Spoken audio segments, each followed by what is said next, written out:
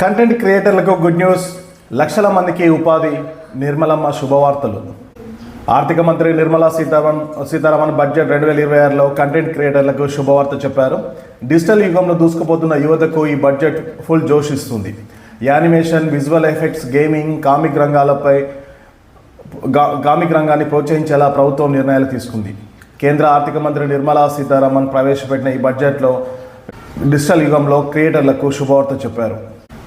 AVGC రంగాన్ని ప్రోత్సహించే దిశగా ప్రభుత్వం సంచలనమైన నిర్ణయాలు తీసుకుంది. ఇక విద్యా సంస్థల్లో క్రియేటర్ ల్యాబ్ ప్రత్యేకంగా ఏర్పాటు చేయనున్నారు. రాబోయే తరానికి అవసరమైన డిజిటల్ స్కిల్స్ స్కూల్ నుంచే అందించాలని కేంద్రం నిర్ణయం తీసుకుంది.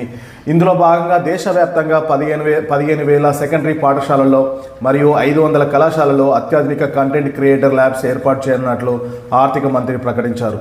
ముంబైలోని Indian Institute of Creative Technology సహకారంతో ఈ ల్యాబ్లను అభివృద్ధి చేస్తారు. దీనివల్ల విద్యార్థులకు video editing, graphic designing, digital story టెల్లింగ్లో ప్రాక్టికల్తో పాటు శిక్షణ కూడా లభిస్తుంది. భారతదేశాన్ని గ్లోబల్ గేమింగ్ హబ్గా మార్చడమే లక్ష్యంగా ఈ బడ్జెట్లో ప్రాధాన్యత పెంచారు.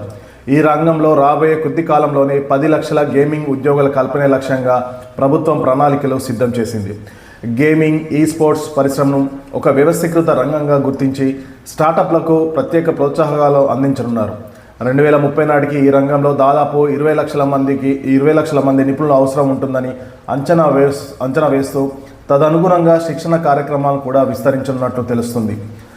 అలాగే భారతీయ యువతకు సృజనాత్మకతకు ప్రపంచవ్యాప్తంగా గుర్తింపు ఉంది.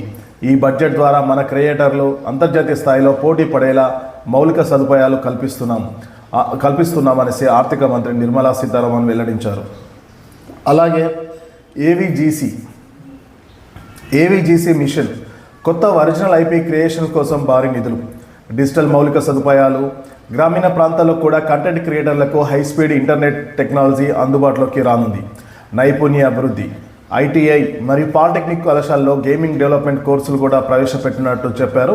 మొత్తానికి ఈ బడ్జెట్ సాంప్రదాయ ఉద్యోగాల వైపు మాత్రమే కాకుండా ఆధునిక క్రియేటివ్ ఎకానమీ వైపు యువతను నడిపించేలా ఉందని, ఎకనామీ వైపు యువతను నడిపించేలా ఉంది.